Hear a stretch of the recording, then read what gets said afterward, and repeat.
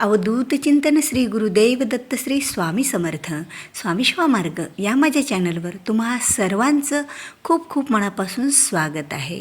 स्वामी भक्तांनो, पुन्हा एकदा मी तुमच्यासाठी हा नवीन माहितीपूर्ण वास्तू टिप्स विषयीचा व्हिडिओ घेऊन आलेली आहे.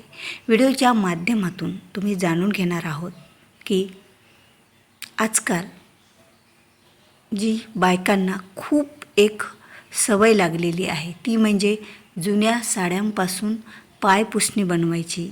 पण ही पायपुसणी आपल्याला किती महागात पडते या गोष्टीवरच आपण आज या व्हिडिओच्या माध्यमातून चर्चा करणार आहोत. त्यामुळे व्हिडिओ हा स्किप न करता शेवटपर्यंत बघा. जुन्या साड्यांपासून जुन्या कपड्यांपासून बनवलेली जी पायपुसणी असते ती आपल्याला वाटतं की खरंच आपण जुन्या साड्यांचा खूप मोठा उपयोग करत आहोत आणि काहीतरी आपल्या घरातील टाकाऊ वस्तूचा वापर करून ती टिकाऊ बनवत आहोत. पण महिलांनो, तुम्हाला माहीत आहे का की ह्या जुन्या साड्यांपासून बनवलेल्या पायपुसण्यामुळे आपल्या घरामध्ये किती मोठा वास्तुदोष तयार होतो आणि हा वास्तुदोष आपल्या घरावर किती मोठा परिणाम करत असतो. आपल्या घरामध्ये नकारात्मक ऊर्जा प्रवेश करत असते, म्हणजे आपल्या घरामध्ये गरिबी आणि दरिद्रताही प्रवेश करत असते. बघा, लक्ष्मी मातेला फाटके कपडे, तुटलेली भांडे आणि अशा ज्या बऱ्याच गोष्टी असतात ज्या विनाकारण ज्याचा वापर आपल्या घरात कधीही होत नाही आणि त्या खूप खराब झालेल्या वस्तू असतात, त्या वस्तू घरामध्ये ठेवल्याच्या नंतर आपल्या घरामध्ये एक नकारात्मक ऊर्जा तयार होत असते. मग महिलांनो, तुम्ही विचार करा, तुम्ही जर जुन्या साड्यांपासून किंवा जुन्या कपड्यांपासून जर पायपुसणी बनवत असाल आणि ती पायपुसणी तुम्ही तुमच्या दरवाजावर टाकत असताल, तर त्या दरवाजातून बघा, आपण बऱ्याच कामांसाठी बाहेर येतो, त्या दरवाजातून आपला वापर होतो आणि त्या दरवाजातून वापर होताना दरवेळेस ती पायपुसणी आपल्या पायाखाली येते आणि त्यावरूनच आपण बाहेर जातो आणि घरात येतो आणि त्या दरवाजातूनच लक्ष्मी माता आपल्या घरामध्ये प्रवेश करत असतात. मग लक्ष्मी मातेला फाटके कपडे, तुटलेली भांडे, तुटलेल्या चपला, जे काही खराब वस्तू, फुटलेली भांडे असतात, ज्या वस्तू खराब झालेल्या वस्तू असतात, त्या लक्ष्मी मातेला आवडत नसतात. आणि तुम्ही जर त्या वस्तूपासून तयार केलेलं पाय पुसणं त्या दरवाजात असेल तर लक्ष्मी माता तुमच्या घरात कशा बरं प्रवेश करत्या? तर त्याऐवजी तुमच्या घरात गरिबी आणि दरिद्रता प्रवेश करते. आपले कुठलीच कामे हे व्यवस्थित पार पडत नाहीत. बऱ्याच जणांना त्याचा अनुभव पण आलेला असेल, पण समजत नसेल की हे कशामुळं घडतंय. बघा, जुन्या साड्यांपासून पायपुसणे बनवणे खरंच खूप घातक आहे.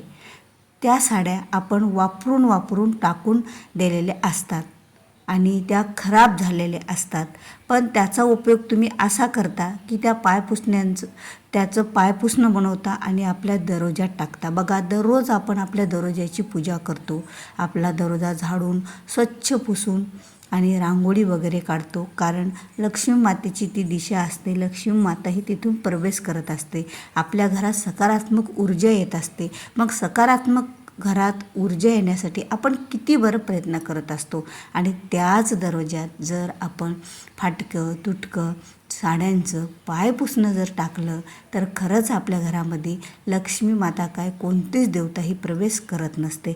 म्हणून महिलांनो, जुन्या साड्यांपासून बनवलेले पायपुसणी वापरत असाल तर सावध व्हा. तुमच्यासोबत काय घडते हे ऐकून थक्क व्हाल. मग जुन्या साड्यांचं आम्ही काय करावं? बघा, जुन्या साड्या तुम्ही तुमच्या शेतात देऊ शकता. शेतात बऱ्याच कामांसाठी त्याचा वापर होऊ शकतो. जुन्या साड्यांपासून इतरसुद्धा गोष्टी आपण होऊ शकतात. जुन्या साड्यापासून कुशन वगैरे सुद्धा आपण जुन्या कपड्यासाठी बनवू शकतो किंवा जुन्या साड्या देऊन एखादी वस्तूसुद्धा आपण खरेदी करू शकतो. पण जुन्या साड्यांचा वापर जर आपण पायपुसणी करत असाल आणि ती पायपुसणी जर आपल्या दरवाजात असेल तर खरंच आपल्या दरवाजामध्येच एक नकारात्मक ऊर्जा तयार होईल आणि त्याचा एवढा प्रभाव आपल्या घरावर पडेल की सर्व घरामध्ये जरी सर्व सकारात्मक काही घडत असेल, पण त्यावर या नकारात्मक ऊर्जा पडते आणि सकारात्मक ऊर्जा ही त्याच्याखाली दबली जाते. बघा, कधीही वाईट वस्तू ही जास्त पसरत असते, वाईट कोणतीही गोष्ट ही मोठी होत असते आणि जी चांगली गोष्ट आहे ती तिथेच दबून राहत असते.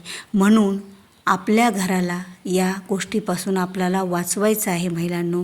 कारण तुम्ही जर ठरवलं तर काहीही करू शकता.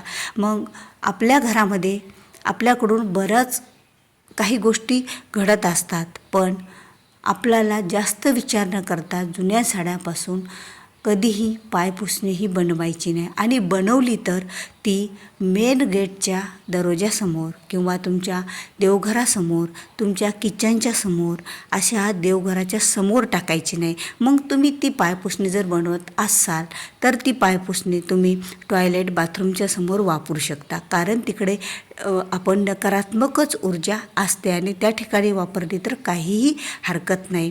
आणि तुम्ही किचन वट्याच्या खाली उभं टाकतो त्यावेळेला आपल्या पायाखालीसुद्धा आपण ती पायपुसणी घेऊ शकतो. पण तुम्ही चुकूनही मेन दरवाजात, मेन गेटसमोर किंवा देवघराच्या समोर किंवा तुमच्या घरात तिजोरी आहे, ज्या घरामध्ये तुमचं कपाट आहे, जिथे तुम्ही लक्ष्मी मातेला ठेवता, ज्या घरामध्ये तुम्ही पैसा अडका ठेवता, तुमचं काही धन धान्य ठेवता, तुमचे दागिने वगैरे ठेवता, त्या दरवाजाच्या समोरसुद्धा चुकूनही तुम्ही ही जुनी पायपुसणी ठेवू नका. याचे खूप घातक परिणाम आपल्याला भोगावे लागतात. कारण आपण कष्ट करतो आणि त्या कष्टाला जर नशिबाची साथ नाही मिळाली, देवाची साथ नाही मिळाली तर ते कष्ट आपले वाया जात असतात.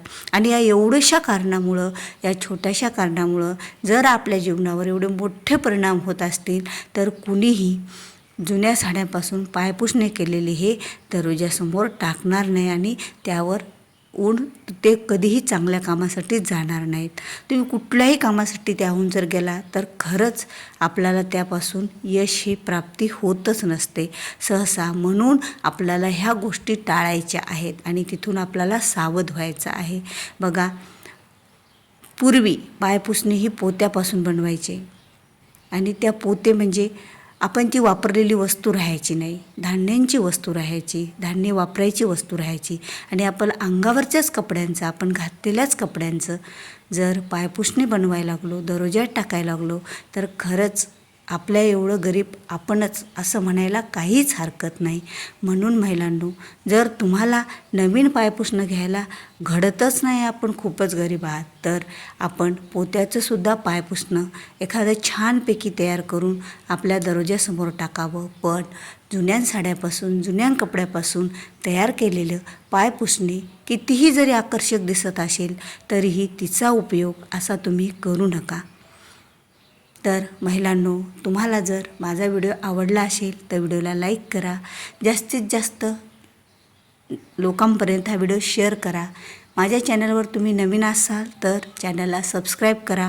भेटूया पुन्हा अशाच एका नवीन वास्तू टिप्सविषयी आणि स्वामी शिवेबद्दलच्या नवीन व्हिडिओसोबत. तोपर्यंत बोलत राहा. श्री स्वामी समर्थ. जय जय स्वामी समर्थ.